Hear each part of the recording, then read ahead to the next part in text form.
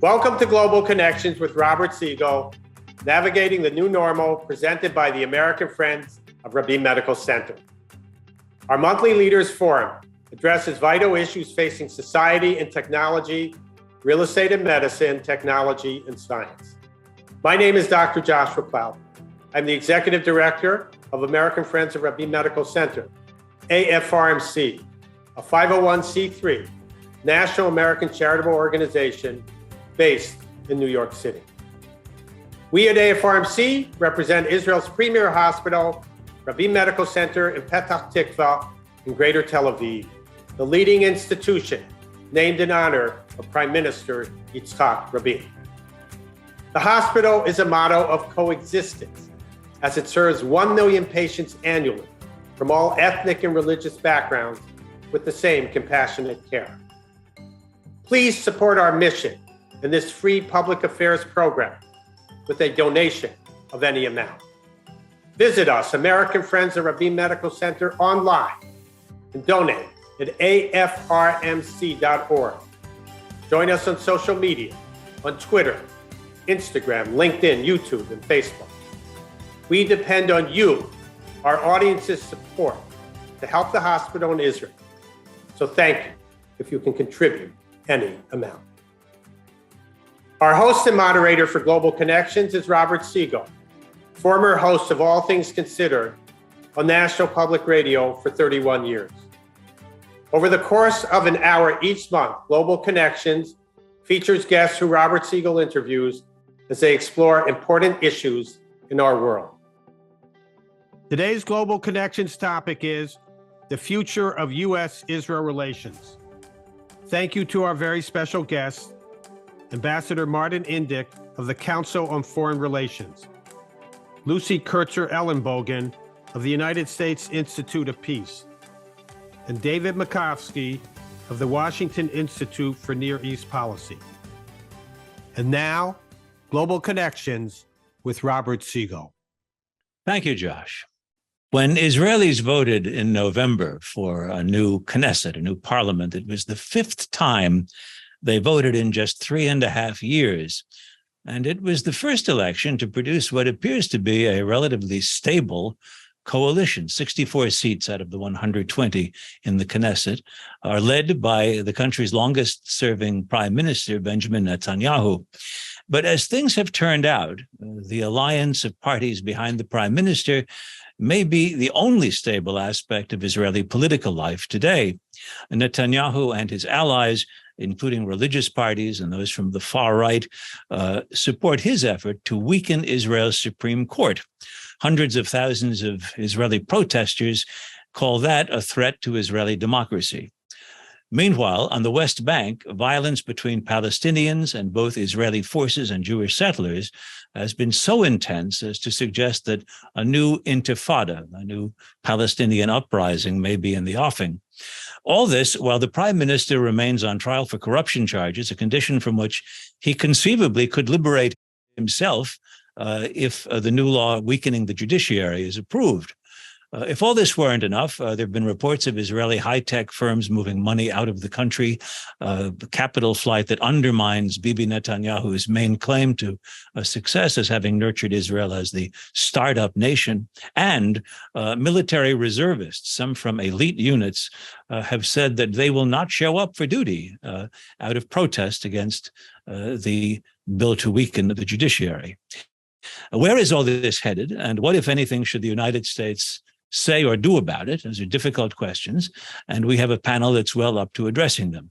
I'll interview the panelists. We'll then have time for a discussion and questions. And if you're seeing this live, you can take part by submitting a question using the Q&A button on the bottom of the screen. Well, now our first panelist. David Makovsky of the Washington Institute for Near East Policy directs the Institute's project on the Mideast peace process. For years, he covered Israel as a journalist. He wrote for the Jerusalem Post, where he became editor-in-chief, for the Israeli daily Haaretz, where he was diplomatic correspondent, also for U.S. News and World Report, and he's written for and appeared on any number of other news sources and broadcasts. He's the co-author with Dennis Ross of the book, Be Strong and of Good Courage, How Israel's Most Important Leaders Shaped Its Destiny. He's also the host of the podcast Decision Points. David Makovsky, thank you for joining us today. It's good to see you. Always a delight to be back with you, Robert. Okay, well, I want you to describe now. How do you describe what's going on in Israel right now? Look, this is extremely serious. I think it's one of the points of domestic turmoil that's one of the worst in Israel's 75 years. Of course, the Rabin assassination was a phenomenon unto itself. There were others, the Lebanon War, but we have not seen weekly demonstrations of 160,000 people, 80,000 once the first week in the pouring rain.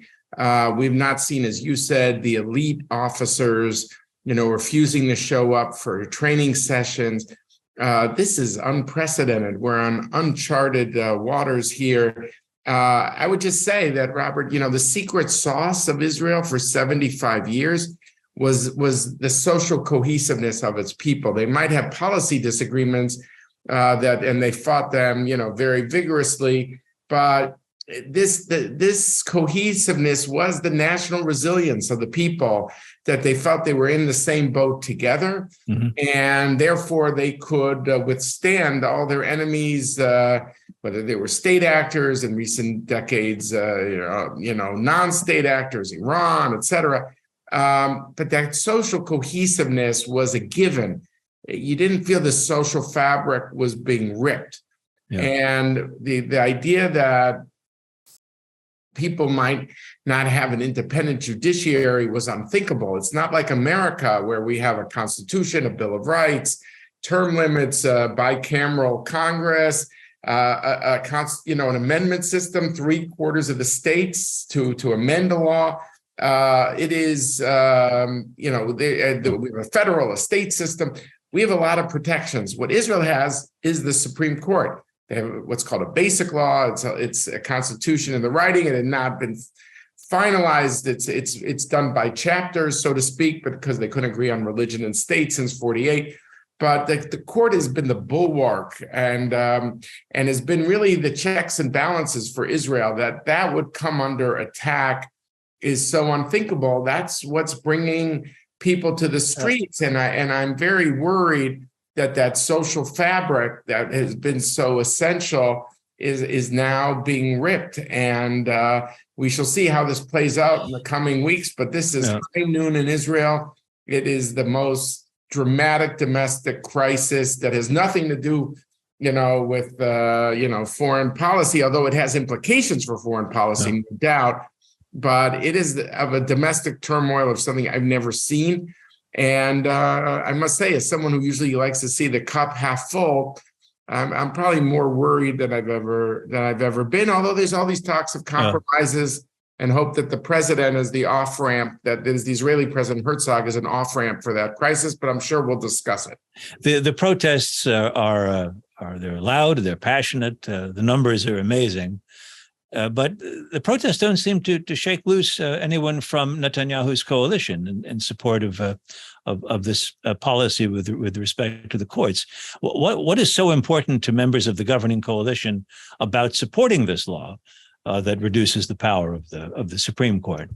I think what's key in understanding kind of the backstory here is that all of the constituents of the Netanyahu government have their own distinct grievance against the court. The ultra-Orthodox don't like the court mixing in when it comes to the draft. They say, if we have the political clout, why are you saying equality under the law? That's a political issue. We'll solve that. And we have the clout, so stay out of that. Then the settlers say, stay out of issues like West Bank land usage. And that gives Palestinians the right to petition the court and talk about, is there private land here of the Palestinians? If we have the political clout, why is this your business? That's a second set of grievances. There's the party called the Shas, the ultra-Orthodox Sephardic party, and they have a leader who's very charismatic, and he's also happens to be a political moderate back to the Rabin era and even before. And they said, well, we voted for him, 400,000 people. Isn't that enough for you? Why are you trying to disqualify him? Okay, so he's had a couple of corruption convictions. but we voted for him. So they have their grievance. Then you have Netanyahu with his grievance with the court, where he feels that the law enforcement agencies played hardball to flip people for state's witness. So, and then there's another group, the Smotrich and Ben-Gvir, I would say, who's been convicted many times on incitement issues. Yeah. He's in love with the court. So all these 5 different tracks of grievances have kind of congealed into kind of a collective grievance of the constituents. And therefore, it's unclear if Bibi himself, Netanyahu himself, could end this. I would hope he can, this nightmare, I would call it.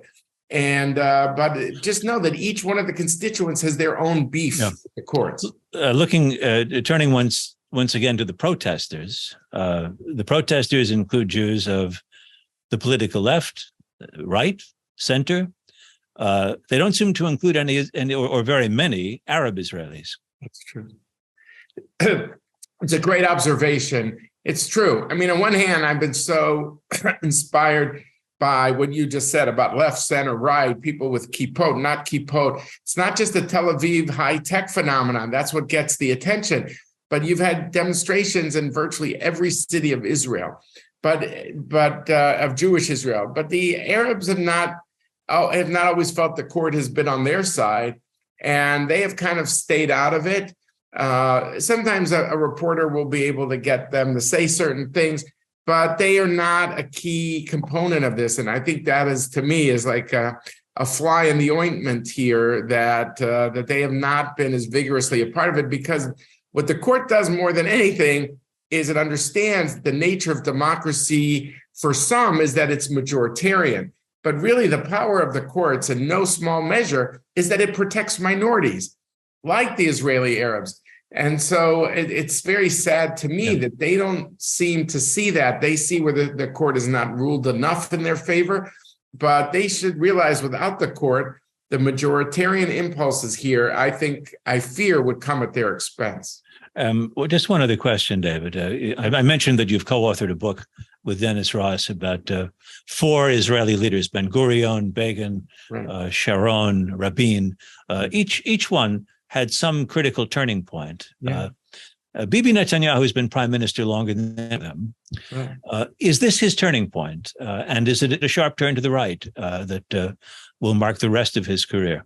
I think it will. If this goes forward, I fear it will ruin his legacy, because his playbook that has worked for him to make him, as you say, Robert, the longest serving Israeli prime minister, is this kind of mix.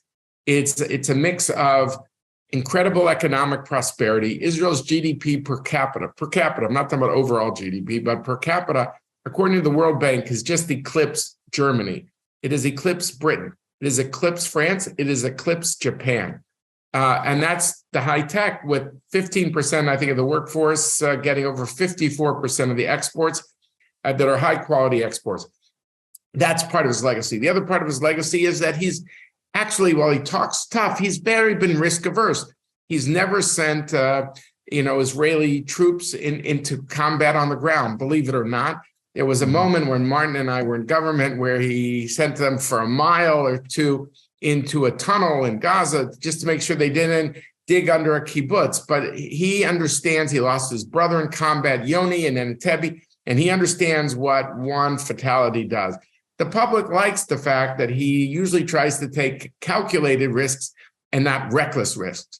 Unfortunately, he's taken this playbook where he's what I would call more representing the conservative right, and he's thrown his lot with the radical right. Mm. And I hope he veers back to where he was, but that is throwing the playbook out the window. He might say he's got two hands on the wheel, but someone else has gotten 2 feet on the accelerator, and it's not clear he's in charge. And I think for him, it's ruinous, and for the country, I fear it's ruinous. And I hope he pulls back at the last minute, because I feel it will mar his legacy, which has been considerable given Israel's economic miracle. David Makovsky, thanks, and stick around, because we'll have a question and answer session discussion coming up later. We're going to turn now to our next panelist, Lucy Kurtzer-Ellenbogen. She works at the United States Institute of Peace. She is director there of the Institute's program on Israel and the Palestinian territories. In the past, she worked as an Arabic language specialist at the State Department. She's proficient in both Arabic and Hebrew. She has also worked at Harvard's Kennedy School of Government on the Kennedy School's Middle East Initiative. Lucy Kurtzer-Ellenbogen, welcome. Thanks for doing this. It's a pleasure to be here. Thank you. There you are. Let's concentrate on Israeli-Palestinian relations on the West Bank, where there's been some horrible violence in recent weeks. How bad is it, and what's different about the conflict on the West Bank now than before? Yes, this is, David was using the term unprecedented times in relation to what we're seeing on the domestic front and in terms of domestic politics. I am not sure if we're yet talking unprecedented. Of course, we've had so many large-scale outbreaks of violence in this conflict context before. But what we are seeing now is something very concerning. There are those who will say we're already in a third intifada. If we certainly look at the statistics of fatalities, Palestinian and Israeli, at the hands of each other. Starting last year, those numbers were higher than they had been for over a couple of decades. I think what marks this period that we're seeing, particularly the violence that we've been seeing starting in the northern part of the West Bank, in Jenin and Nablus in particular, I think what it's marked by is this growth or rise of these new groups. The one that gets the most play is Lion's Den, but it's really been a growth of groups that are unattached to official leadership, to any unified leadership.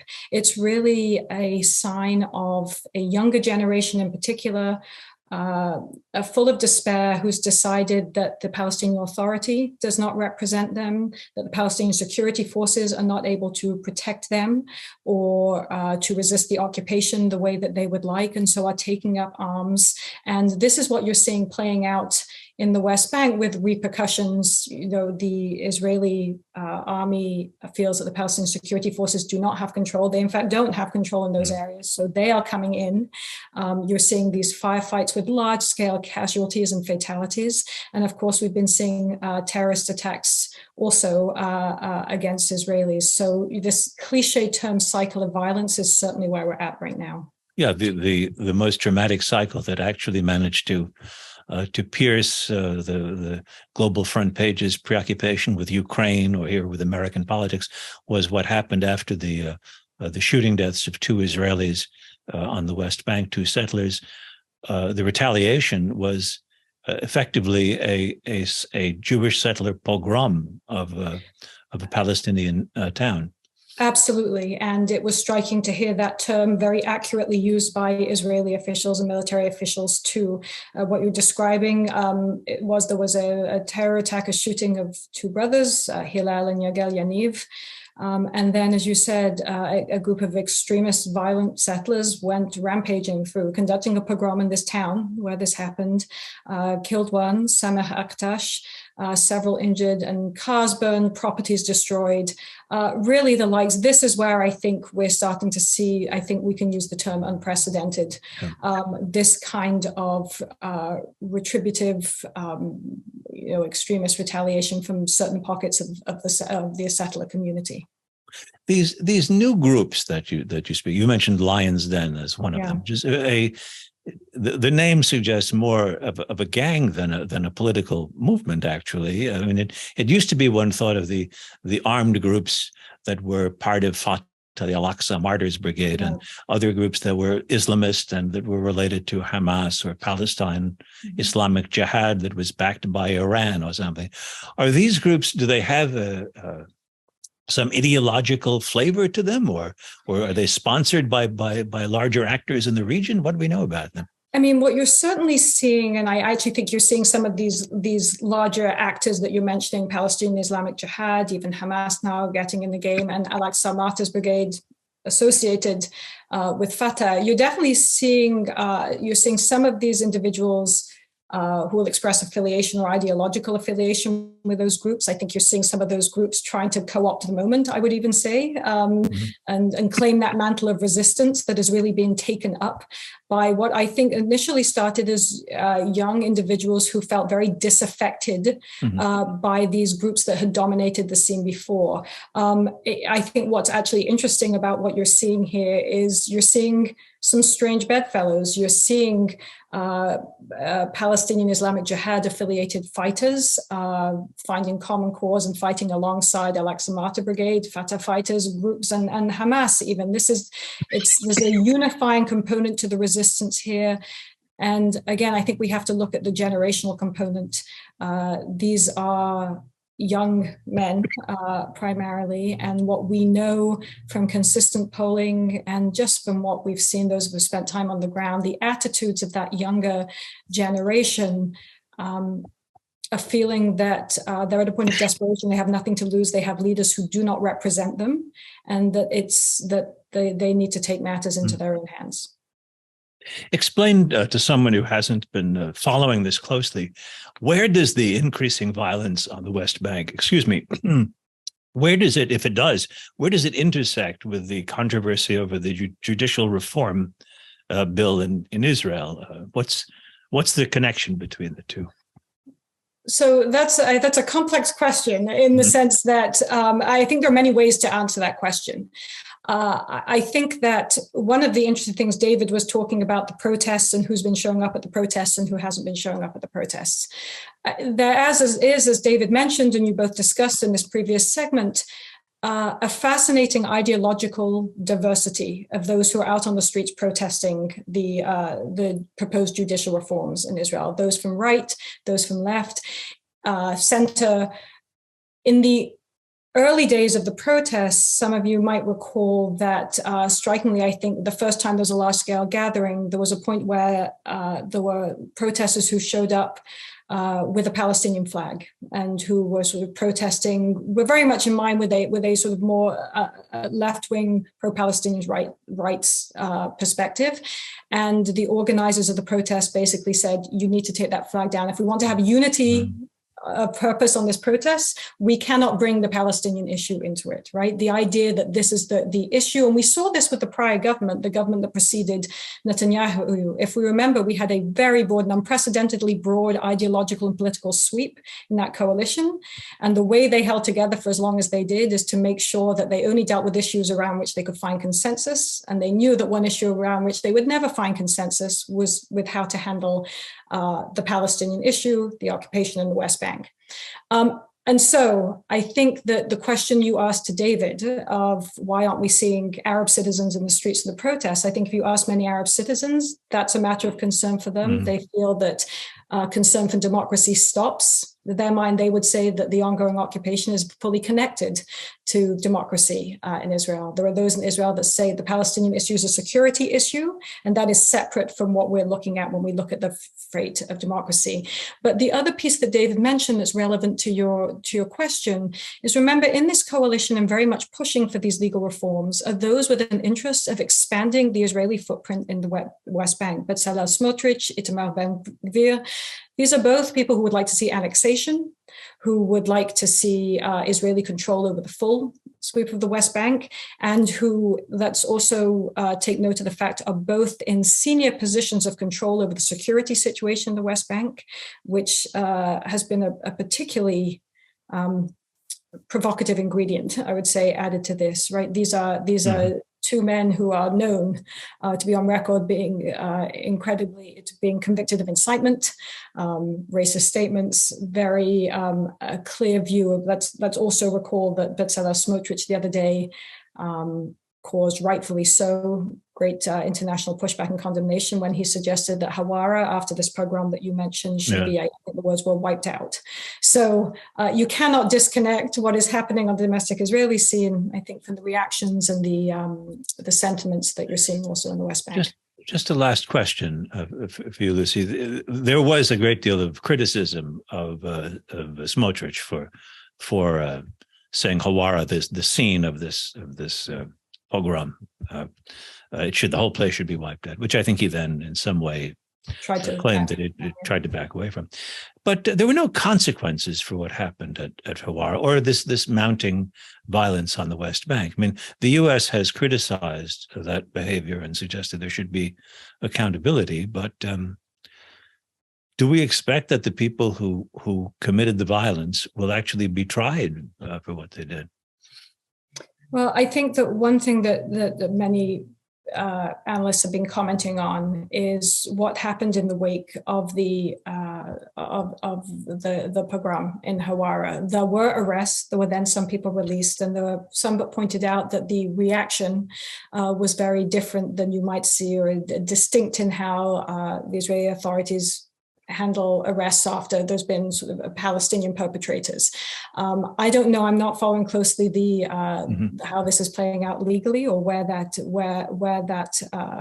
process is right now in the wake of what happened in Hawara. We have seen, since the attack we've been talking about, we've seen a couple of other incursions and attacks also on Hawara and elsewhere. And I think, this was a particularly pronounced one, but over the last couple of years, this phenomenon of extremist, radical, violent settlers. And again, obviously, this is not a group that represents all of the settler community, but this particular brand of violent extremist settler, these kind of attacks are not. There is been a fairly consistent beat over a couple of years of attacks on Palestinians on their farmland, attacks on olive trees on their farmland. And so the question is, will what happened in Hawara, be so dramatic that it might start to turn the tide on how seriously the Israeli authorities are taking this, and what that means for cracking down on those type of actors? Lucy Kurtzer-Ellenbogen, thanks. Stick around, because we'll be coming back to all of you in just a moment. We're going to turn now to our third panelist, Martin Indyk. Martin Indyk has spent decades involved in U.S. Middle East diplomacy. He served twice as ambassador to Israel after having worked in Middle East issues at the National Security Council. At the State Department, he was assistant secretary for the region, and he was named by President Obama to be a key member of Secretary of State John Kerry's team that tried to negotiate an Israeli-Palestinian peace deal. He is now a Lowy Distinguished Fellow at the Council on Foreign Relations in New York City, and the author of the book Mastery of the Game, Henry Kissinger and the Art of Middle East Diplomacy. Martin Indyk, welcome. It's good to see you. Hi, Robert. Good to be with you. Let's start with what the United States has done, could do, or should do about the turmoil in Israel. Should the United States government be siding with the protesters, or should your successor, ambassador, be conveying strong messages to the prime minister? What should we be doing now? Well, I think the basic point is that this is an assault on Israel's democracy, an attempt, as David has described it, to undermine the independence of the judiciary, which is the only effective check and balance on the government. And because United States support for Israel, which is deep and broad across American society, depends not just on common interests, but on common values of identification with Israel as a democracy surrounded by autocracies. What President Biden defines as the defining issue of our times, the battle of democracy versus autocracy. Israel is seen very much as on the front line of that, and if its democracy is going to be undermined, then it does affect the common values between the United States and Israel. So it goes fundamentally to the relationship. I just want to pursue this notion that it would undermine democracy. I remember being shocked when I went to live and work in London, that when the House of Commons passed, say, a budget, that was law. I mean, the House of Lords could get involved in a very small number of issues, and the royal assent was meaningless. They had a parliament that was elected, and they passed laws. Is the issue constitutional here, or is it that one side, that there's such differences between the two sides, that giving all power to the majority in the Knesset is a political affront to the kind of folks we see protesting from Tel Aviv? Well, majority rule is a basic principle of democracy in Israel as much as it is in the United States, where the majority rules, but it does not rule without respect for minority rights, is critical to the democratic process. And the Supreme Court in Israel plays that role of protecting minority rights. And its independence is under assault here with this judicial revolution that the government is trying to pursue. And that raises questions about the, as I said before, the common values that underpin the US-Israel relationship. I think to many observers, certainly to me, the most dramatic protest imaginable is that of the military reservists. And I mean, pilots who were refused to fly the prime minister and his wife to Rome later this week to meet with the prime minister there, and who aren't showing up for their reserve duty. Sometimes members of a very elite units. Can you explain what's of special importance to people in uniform in Israel of having an independent judiciary? Well, I think it is this general sense that Israel's democratic institutions, or one of them, the Supreme Court, is under assault. That will change the nature of Israel's democracy in a very fundamental way, that it will be heading towards a Hungarian type of illiberal democracy that has people, you've already discussed it, across the spectrum, up in arms. I mean, but as you've explained it to me, people in the military are protected from, say, the International Criminal Court, so long as Israel's courts are regarded as independent and fair. If the Israeli judiciary were considered to simply be an instrument of political authority, then Israeli officers would be more liable to be charged with war crimes in that case. Do I have that right? Yes, indeed. And it is a concern that has been expressed behind closed doors, although leaked to the press, by the highest army generals who do have this very real concern about the way in which the independence of Israel's judiciary has served as a shield against prosecution on charges of war crimes in the use of force by the Israeli army at the International Criminal Court, at the International Court of Justice. And that is a very real concern, because Israel's judiciary is highly respected around the world for its independence and for the wisdom of its judges. And if that is no longer the case, then the International Criminal Court, for example, which does not and cannot intervene in cases where there is an active independent judiciary, such as Israel's is today, that gives a shield against these essentially unjust prosecutions that will be mounted against Israel's use of force. So it's another reason to be concerned about what's happening here.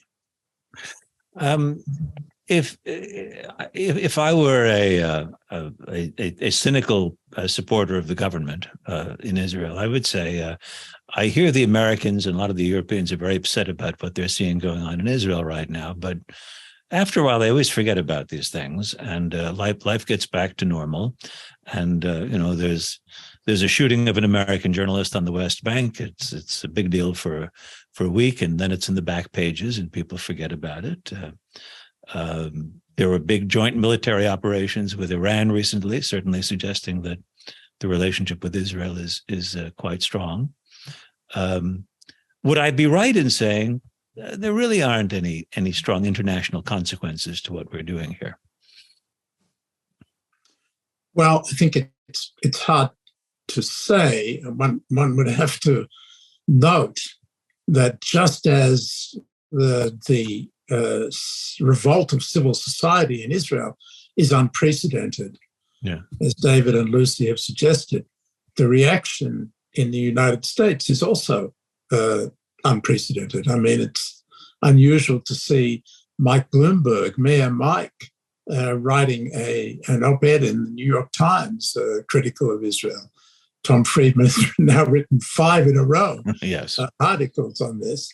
And that's because he knows his readers are very concerned about it, that in the Jewish community, there is growing concern and it's being expressed in all sorts of different ways because people who have normally been reticent about criticizing Israel now fear that the direction Israel is headed in is going to really tear apart not just Israeli society, but the US-Israel relationship and the Jewish community in the United States. It's not all that rare now to read a story in which some Israeli is quoted as saying, we're on the brink of civil war, or I fear a civil war. Is that hyperbole? Is that, would you say that's something to be concerned about right now? I think it is something to be concerned about. I wouldn't exaggerate it, but one can imagine the following scenario, that the judicial changes take place, the legislation is moving forward, and it's clear that there's no intention, at least for the time being, to hold it up. And if those laws are passed, then it seems to be likely that the Supreme Court will knock them down. And then we will have a full-fledged constitutional crisis, even though there's no constitution. And that can lead to violence. One remembers back in the days of the Peace Now movement, in which a hand grenade was thrown into the crowd. One remembers the assassination of Yitzhak Rabin. Violence could well occur in these circumstances of high emotions and confrontation. So I civil war is perhaps too strong a word, but the potential for violence is very much there, I fear.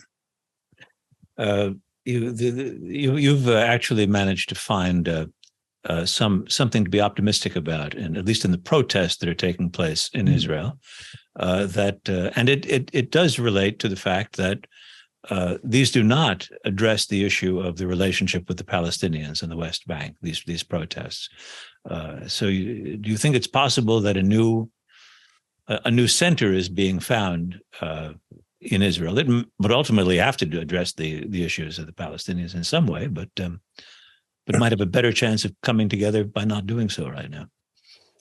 Yeah, I do think this may be the silver lining in what is a very dire and disturbing situation, that the peace movement in Israel was essentially eviscerated after the assassination of Yitzhak Rabin by the Intifada, the thousands of Israelis and Palestinians that were killed over 5 years of horrendous violence, and all trust was destroyed between Israelis and Palestinians, and the peace movement in Israel essentially disappeared. And as Lucy said before, it became impossible even to talk about the Palestinians in election campaigns. That the left was painted as, traitors and Arab lovers and so on. And you see what's happened to the Labour Party and Meretz. They've all but disappeared. Now we have a broad and strong social movement arising in the center of Israeli politics, center left and center right, coming together not to promote peace, but to protect democracy. And that is a cause which is resonating.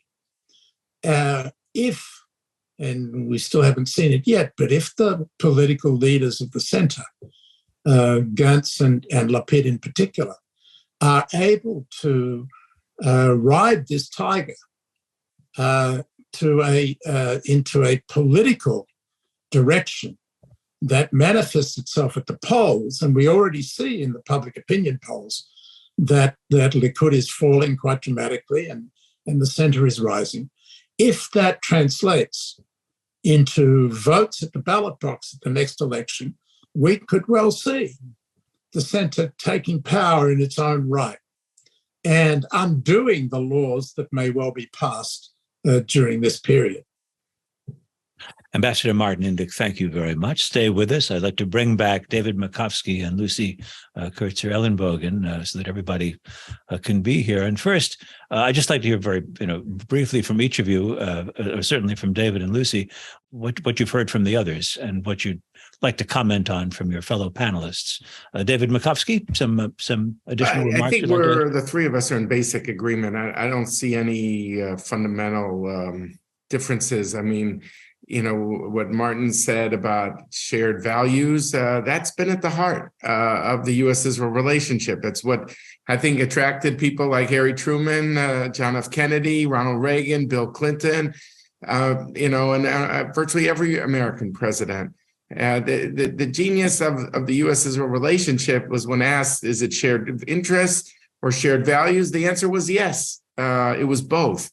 And to hurt one of these two, pillars is the most counterproductive thing anyone could do who really cares about this vibrant relationship that has gone, with all its policy differences, has gone really from strength to strength.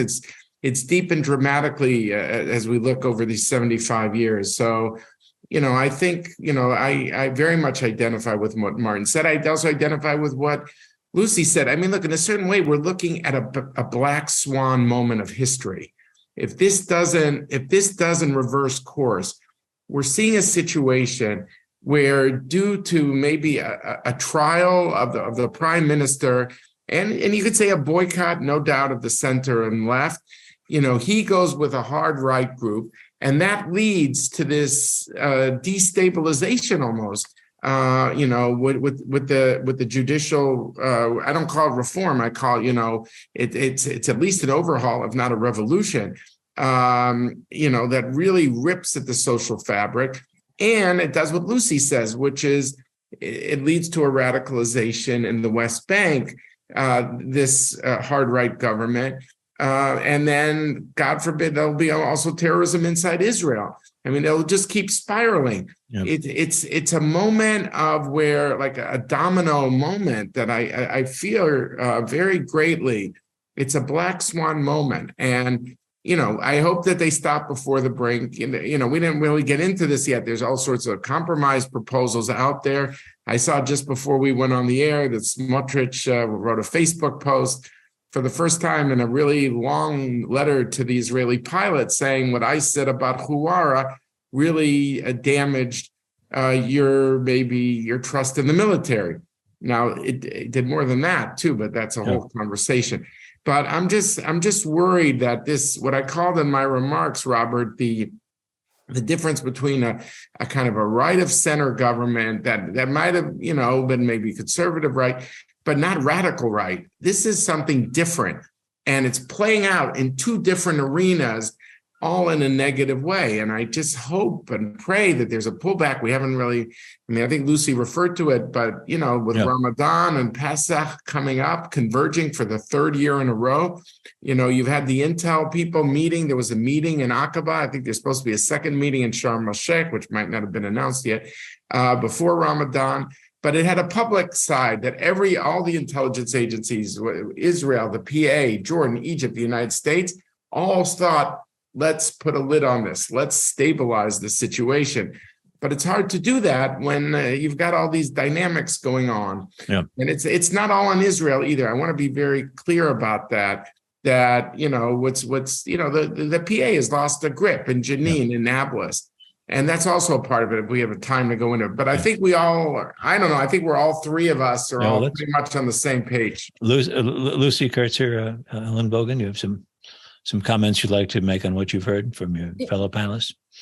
Yeah, I'd just say a couple of additional things. I think David's description of it as a black swan moment is exactly right. And maybe you mentioned to Martin this notion that maybe there's a silver lining. It's hard. I think we all grasp at a time that's so desperate for a silver lining. And maybe sadly that silver lining becomes, has it gotten so dramatic that it's going to force people to make decisions that they put off making that can turn things around and start addressing conflict drivers that I think have lain unaddressed for a long time, that have led to this moment. And those are internal conflict drivers on the domestic political front, but also, of course, conflict drivers that relate to the relationship between Israelis and Palestinians. Israel often talks about being prepared for a multi-front war, and that's often referred to, right, when we're looking at threats on the Gaza border, we're looking at threats in the north with Hezbollah, we're looking at threats to the east. And here, I think what you're seeing right now is almost, you could look at certainly an active dual front battle in some ways. You've got what's happening in the West Bank. Gaza, we haven't actually talked about. It's been relatively quiet until now, again, in relative terms. But if we see what's going on internally in Israel as a front of sorts, this is really stretching Israel in a number of ways. And I think that even you hear the military language, Martin referenced people like Gantz and I think Eisenkot as well, talking about how the court has been a shield in many ways, and I think it was Eisenkot who actually used the term. It's been our legal iron dome. You can hear the sort of the military, the security language being used around this. I mean, I think this is a moment of reckoning that is not that is not passing. These are, you're referring to the Israeli chief of staff and Benny Gantz, of course, the former defense minister as well. Martin Indyk, since you already commented on what you heard earlier from David and Lucy, I just wanted to at least to play the devil's advocate about the black swan moment. That in fact, yes, there's a coming together of a tremendous number of negative situations in Israel right now, but we've been watching this develop for a long time. That is, Bibi Netanyahu has been. We now learn how long an Israeli trial takes. I mean, this has been going on for quite a while, and his mission seems to be to stay in power regardless. I wonder if it's if we should look upon this as such an oddity or as the natural consequence of the politics of Israel over the past 20, 30 years. Well, I don't know about a black swan. I'd call it a Gewalt moment. Yeah. And before I get to answering your specific question, I just wanted to add to the Gewalt, because we've talked about the two dimensions of this: Israeli internal social revolt against judicial reforms and the emerging third intifada between Israel and the Palestinian. There are two other dimensions to this. We've also touched on the US-Israel relationship, and that is moving, I see, is moving towards a crisis moment as well. And then there's Iran, and we haven't talked about that at all, but Iran is moving towards the nuclear threshold, taking advantage of the fact that the United States is distracted with the war in Ukraine, and Israel is distracted by its internal problems. And Iran is actually moving in a way that is very worrying and needs to be dealt with. And on top of that, we see Iran's hand in what's happening in the West Bank. Lucy referred to Palestine Islamic Jihad. You, Robert, said that this is an Iranian-controlled organization. They are kind of side by side there with the Lion's Den and others. In every incident, you somehow see the hand of Palestine Islamic Jihad, this smuggling weapons into the West Bank from Jordan. And so on top of everything else, we've got that problem as well. And I think that it really creates a very worrying situation when you've got so many different dimensions of conflict coming together in what looks like a perfect storm. I'm going to put some questions that we received. This one, I'm going to direct this to Lucy, I guess. Elliot Soul. Yes, Elliot Soul writes, why do the rules of war not apply to Israel or the Jewish people? Why do they have to be the bigger person time after time? Lucy, are we being unfair to or expecting things of the Israelis that we don't expect of their adversaries? I mean, I think Israel would say that certainly its military, it's been proud of a military history, its history of its military adhering and feeling itself beholden to the rules of war. I'm not sure if the specific reference that the gentleman asking the question, the person asking the question, is referring to. I think, some of the violence that we talked about certainly earlier in this segment, the violence that we were talking about, say, in Hawara, was not official Israeli violence. These are extremists and terrorists, the same way as there are terrorists on the other side that we've seen in Palestinians committing terrorist attacks. So again, I think that Israel would probably, assert that it tries to hold itself to the rules of war. Yes. A question that was submitted earlier. David Makovsky, what is the impact of American billionaires providing funding over 10 years to create new Israeli think tanks, such as the Kohelet Forum, which has upended Israeli civic society and resulted in the so-called judicial reform politics in Israel today? Have the American billionaires been extremely influential, David? Yeah, I think it's a great question. I think it has true. I mean, I found it a bit surprising. The prime minister talked about foreign funding of the demonstrators when it's clear that you've had an incredible outpouring from most, if not all, segments of Israeli society. But Kohelet is, you've had these two billionaires, it seems like, in Philadelphia, who it seems like have a libertarian agenda in certain areas. It's unclear how libertarianism plays out in this context, but and they have provided some of the intellectual infrastructure, not just here, but in other, the nationalities law. They were key. They basically are assuming that politicians are very busy people. They don't have time to, or maybe in certain cases, even the capacity to write bills.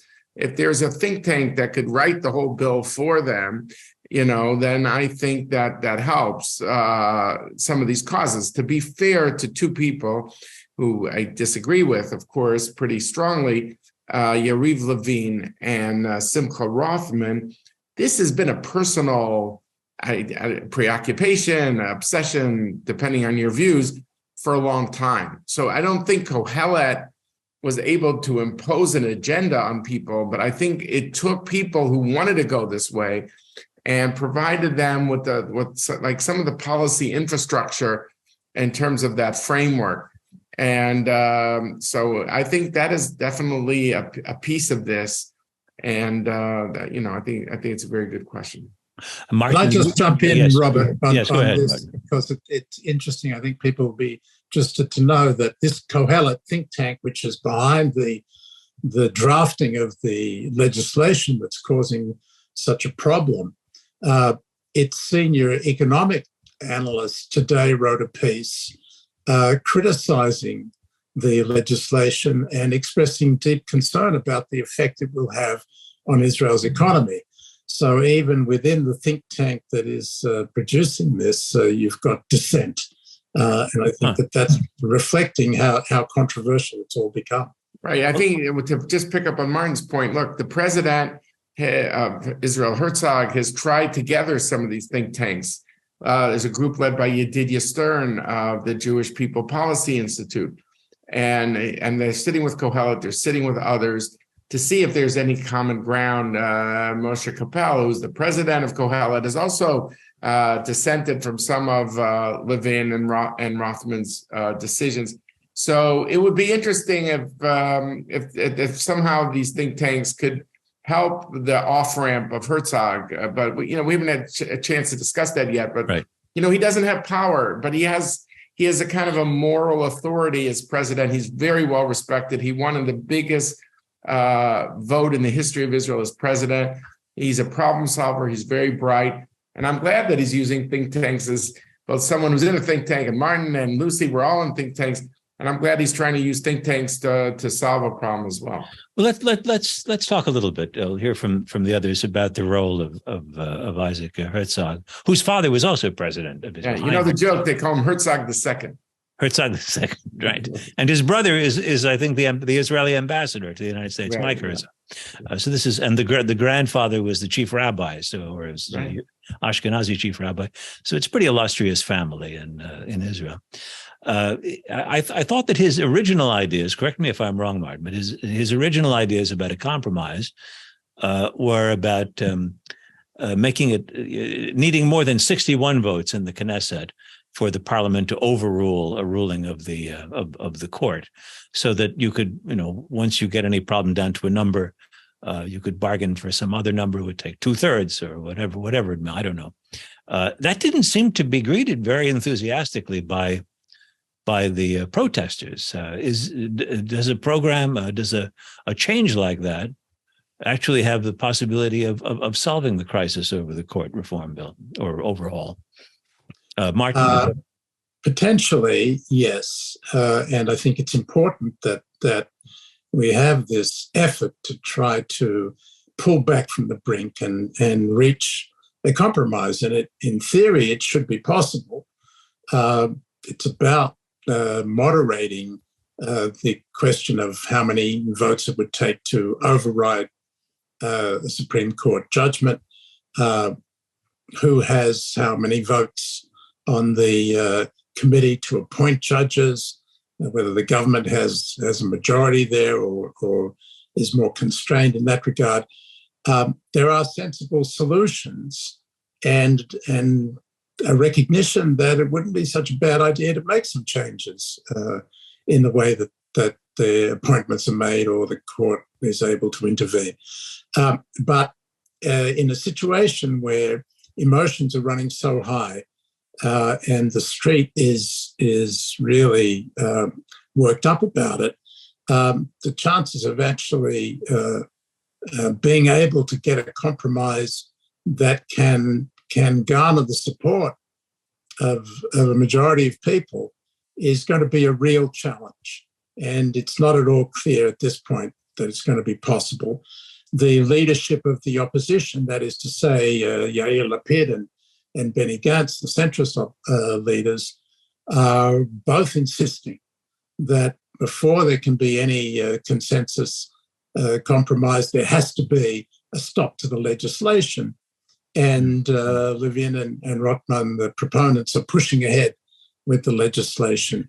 So unless there's a halt to that, an attempt to really build a consensus, it's hard to see how these ideas that are Buzzi Herzog, the president, is pushing can actually gain traction. I'm going to ask all of you now to do the impossible, which is to report the future for a moment here. Martin, you raised this possibility. Shira Goldman, a viewer, asks, how likely, that's my question, how likely is the possibility that Israel could be heading toward a constitutional crisis in which the Knesset passes the bill stripping the Supreme Court's independence and the court itself declares their actions to be illegitimate? Is that just briefly, and Martin, we can start with you as your picture is up right now. Do you think that's a likely possibility right now? Yes, I think I said so. I do think it's if there's no pulling back, and bear in mind, the Prime Minister could intervene now and pull back. He would have done so. Pull back on the bill, and to put a pause and to call for discussion about compromises. The old Bibi Netanyahu would have done that. Yeah. The fact that he hasn't done it, at least not yet, suggests that he's beholden to his far-right partners in a way that he certainly wasn't before when they weren't in the coalition. But if he doesn't pull back And if this proceeds, then there is a good chance that the Supreme Court could strike it down. We don't know that yet. But if that happens, then you've got a full-fledged confrontation between the two branches of government, between the judiciary and the Knesset. Lucy, do you think that kind of crisis is more likely than not? I do. I think Martin said it clearly up front. And I think that the key here, again, we keep talking about Netanyahu and the old Netanyahu, and are we looking at the new Netanyahu? You almost feel like he's looking for some Deus ex machina here to come and save him from this mess that he's created for himself. And the question is, which of his impulses will overtake? It makes me think. I go back, I'm sorry to tie this again to the Israeli-Palestinian situation, but let's go back to when we think to when Netanyahu in 2020 was talking annexation. And nobody was quite sure if he was serious about doing it. And at that point, the Deus ex machina came in the form of United Arab Emirates, right? Yes, the letter in the Israeli paper by Ambassador Tabor that set off the Abraham Accords, which we didn't get into. We'll have to come back for another conversation.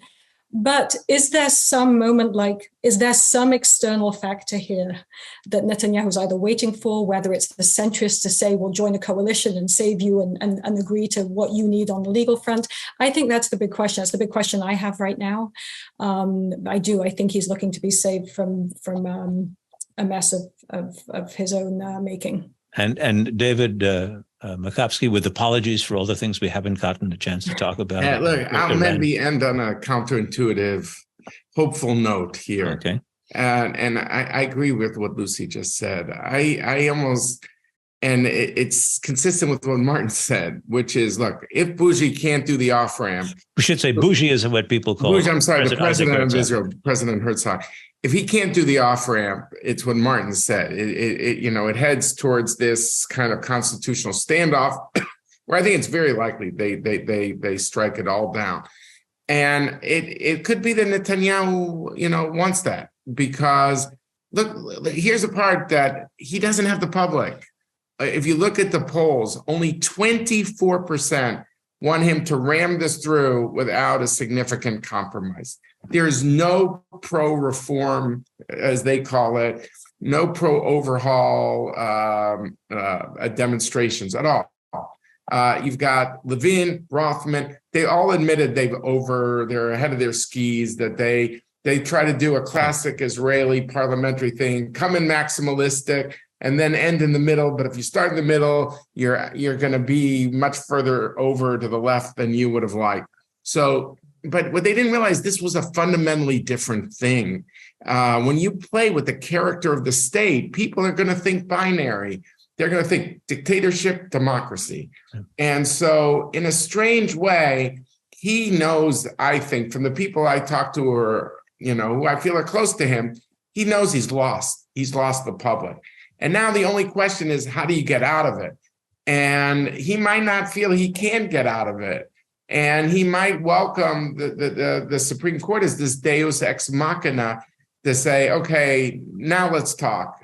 So I don't know. I would wish it didn't get to that. Yeah. I think it's terrible, but I wouldn't rule it out. But what I do rule out, I think at this point, maybe I'm getting ahead of myself, but I do rule out that he's going to be able, that the coalition can pull this off. The public is just not there. The polling is showing us they're not there. So. Well, David Makovsky and Lucy Kurtzer-Ellenbogen and Martin Indyk, thanks to all of you for taking part. And again, my apologies for all of the things we didn't get to in this hour. Many thanks also to Joshua Plout, Roni Giuliano, and Adrian Kiss from American Friends of Rabin Medical Center, which produces Global Connections. And also thanks to our technical director, Bobby Grandone. Our program sponsor is the American Friends of Rabin Medical Center.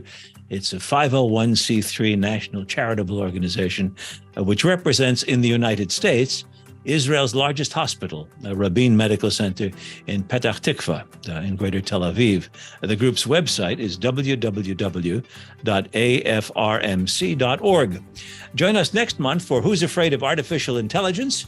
Our guests will include Professor Sherry Turkle of MIT and Daniel Rockmore, professor at Dartmouth College.